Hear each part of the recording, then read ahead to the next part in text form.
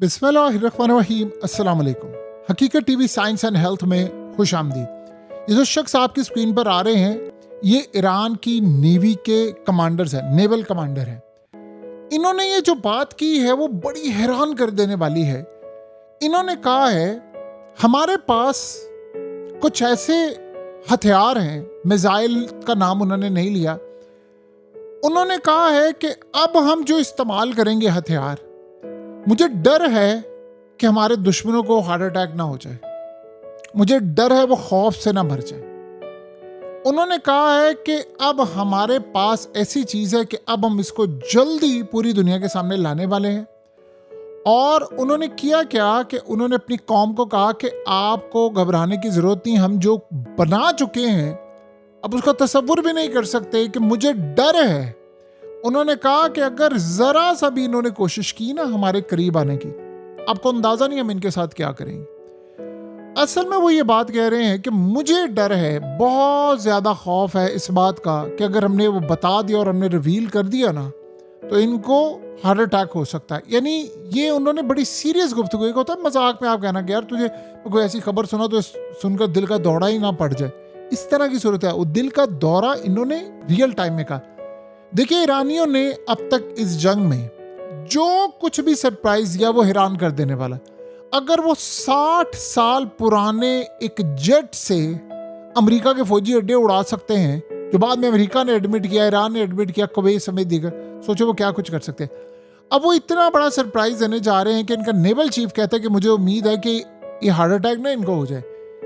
देखिए, पिछली मर्तबा ट्रंप 2 रात से सोया नहीं था। जो पायलट वाला मामला, जब ये ईरान में यूरेनियम लेने के लिए इन्होंने जाना था, जो इनके साथ हश्र हुआ। मगर सवाल अब ऐसा है कि अब क्या इनके पास सरप्राइज है जिस पे ईरानी नेवल चीफ को अमरीकियों को कहना पड़ रहा है कि भाई तुम्हें हार्ट अटैक ना हो जाए। और किसी आम सेट पे बैठा इंसान बात नहीं कर रहा, ये ईरानी नेवी का सरबराह है। और इस वक्त पूरी दुनिया में जंग छिड़ी हुई है ईरान की, और पूरी दुनिया इनको सुन रही है। इस वक्त अमरीकी मीडिया को चीजें फॉलो नहीं कर रहे। जैसे ट्रंप कहता है जंग बंद है, ईरानी आकर कहते हैं नहीं है, तो दुनिया ईरान को सुन रही है, इनको नहीं सुन रही। इस पॉइंट को आप समझें, दुनिया ईरान को सुन रही है, दुनिया ईरान को फॉलो कर रही है कि भाई ये क्या बात कहते हैं। देखिए, अगर हम ईरानियों की पिछली 40 साल तारीख को सामने रखकर देखें तो कुछ वाज़ह हो जाता है कि ईरानी कुछ सरप्राइज देने जा रहे हैं। अब वो सरप्राइज क्या हो सकता है? वो नेवल माइंस तो हो नहीं सकती। माइंस तो पैरालाइज शिप को कर देती, सबको पता है। ड्रोन्स सबको पता है। फिर क्या हो सकता है? यानी अब तक की हम सूरत हाल देखें तो अमेरिका के ड्रोन से रेडार से गायब हो जाते हैं, उसका अब्राहम लिंकन रेडार से गायब हो जाता है। इलेक्ट्रॉनिक वारफेयर का हमें पता है, पैरालाइज आप कर देते हैं, आप जैम कर देते हैं कम्युनिकेशन को, हमने सब देखा हुआ है। ये ना तो आर्टिफिशियल इंटेलिजेंस को इस बात का पता हो सकता है अमेरिका की, ना उनकी एजेंसियों को पता हो सकता है, तो किसको पता हो सकता है? ये अभी तक एक खुफिया राज है कि वो क्या है। क्या इस सारी सूरत हाल में उनके पास कुछ ऐसी चीज है कि वो पूरे के पूरे सिस्टम को जैम कर दें और वो नकारा हो जाए, जहाज गिरना शुरू हो जाए, ईएमपी हमला कह लें आप इसको। यानी अगर ईएमपी हमला कर दिया समंदरों के अंदर तो सारे के सारे यानी कंट्रोल टावर से इनके राब्ता मुनक़ता हो जाए और वो अटैक कर दें। क्या ये हथियार है? क्या हथियार हो सकता है कि उनके जहाज चलते चलते तबाह हो जाएं खुद ही, या वो ऐसा अटैक कर दे वेव्स के जरिए कि वो जहां पर जहाज हो। यानी कुछ नहीं कहा जा सकता। ईरानियों की 40 साल अगर तैयारी को सामने रखकर देखे तो वाज़ेह होता है वो कुछ सरप्राइज देने जा रहे हैं। क्या ये माइंस है जो एक मुश्किल नहीं जगह ठहरती? देखिए, अभी तक तो क्या हाल है कि जर्मनी से लेकर अमेरिका सारे कह रहे हैं ना कि माइंस बिछी हुई हैं, माइंस को हमने क्लियर करना है, माइंस सारा कुछ है। बल्कि ये पॉसिबिलिटी है कि ये तैरती हुई माइंस हो। अभी तक तो ये है ना कि माइंस को आप एक जगह रख देते हैं, उसके बाद आप उसको ढूंढ कर डिटेक्ट करके, हो सकता है ये एक जगह से दूसरी जगह मूव करे और सीधा अमेरिका के एयरक्राफ्ट कैरियर के नीचे आए और वहां से सीधा बटन दबा तबाह हो जाए सब कुछ, जो हमने फिल्मों में, ड्रामों में और मूवीज में देखा है। क्या ऐसी सूरत हाल है? अब अमेरिका के शिप के नीचे अगर ये आ गई तो फिर आप सोच लें कि अमेरिकियों का क्या हाल होगा कि वो छलांगे लगाते फिरेंगे समंदरों में, जंप लगाएंगे कि भाई ये तो भागो यहाँ से।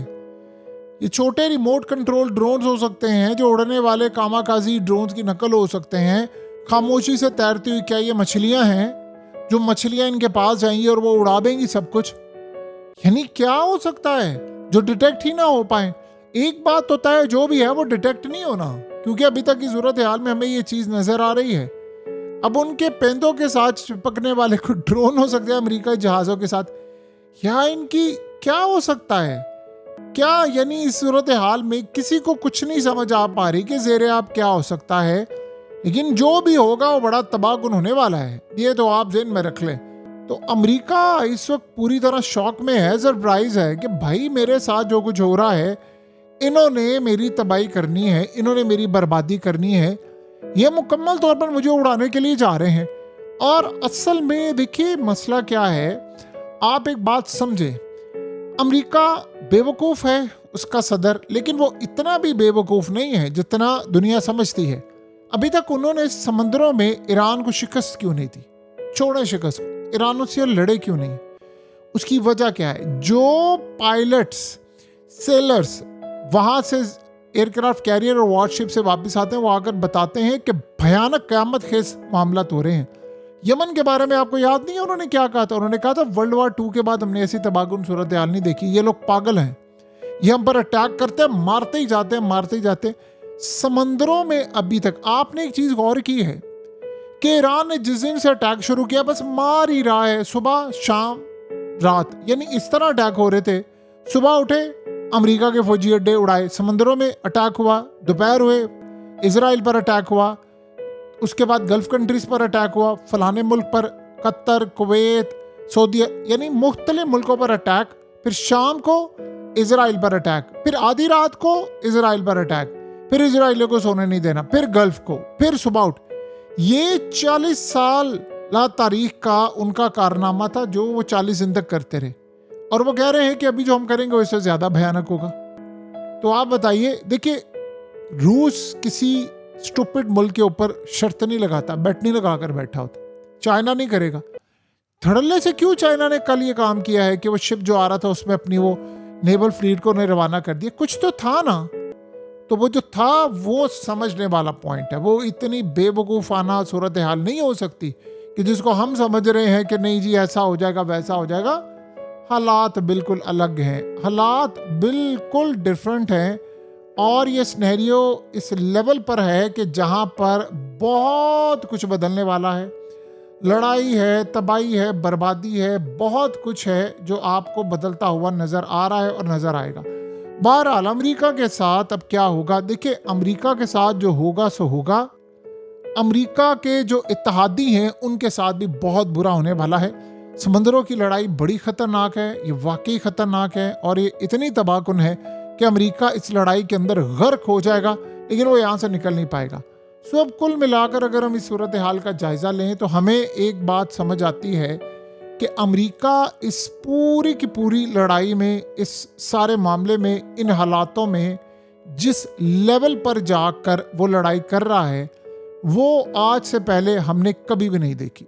कभी हमने आज से पहले ऐसी लड़ाई नहीं देखी, कभी आज से पहले हमने ऐसी तबाही नहीं देखी और ऐसी सूरत हाल नहीं देखी।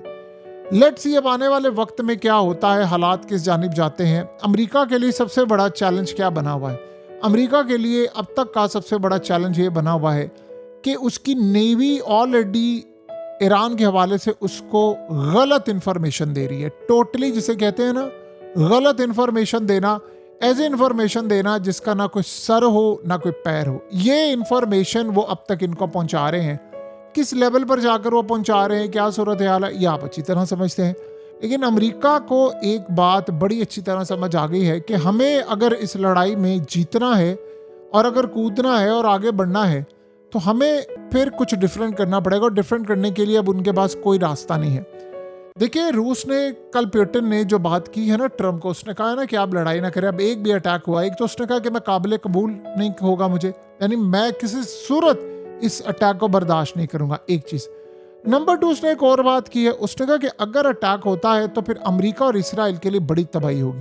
तो ये पैगाम असल में पुतिन को भी चला गया है, यानी पूरी तरह जो कि अमेरिका क्या करने वाला है, अमेरिका ने बता दिया है मेरी क्या स्ट्रेटजी है, और पुतिन ने यह पैगाम ट्रंप और इसराइल दोनों को दे दिया है कि भाई तुम लोग औकात में रहो और सीधे हो जाओ, वरना हम तो खड़े हैं ना इनके साथ, तो हम तो नहीं छोड़ेंगे। असल में अगर ईरान को आज कमज़ोर कर दिया तो अगला नंबर रूस का है, ये बात सबको पता थी।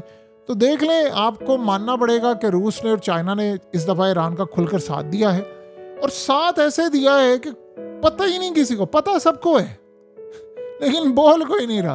और ट्रम्प से जब पूछा गया कि चाइना और रूस खड़े हैं तो कहता क्या हुआ, हम भी तो दुनिया में बाकी जगह इसी तरह जंग में होता है, हम भी तो सबकी मदद करते हैं, वो कर रहे हैं तो क्या, तो हम कुछ नहीं कह सकते। तो जब इस तरह की लड़ाई का लेवल आ जाए ना तो फिर समझ जाए कि तबाही अब अगले लेवल पर पहुंच चुकी है और दस्तक दे रही है कि भाई मैं आ गई हूं तुम्हें तबाह करने के लिए, अब हालातों को और चीज़ों को तुम खुद संभाल लेना। बाकी हकीकत टीवी साइंस एंड हेल्थ की इस वीडियो के नीचे कमेंट ज़रूर कीजिए, अपनी राय का इजहार ज़रूर करें और इस वीडियो को हर जगह शेयर करते हुए चैनल को सब्सक्राइब ज़रूर करें।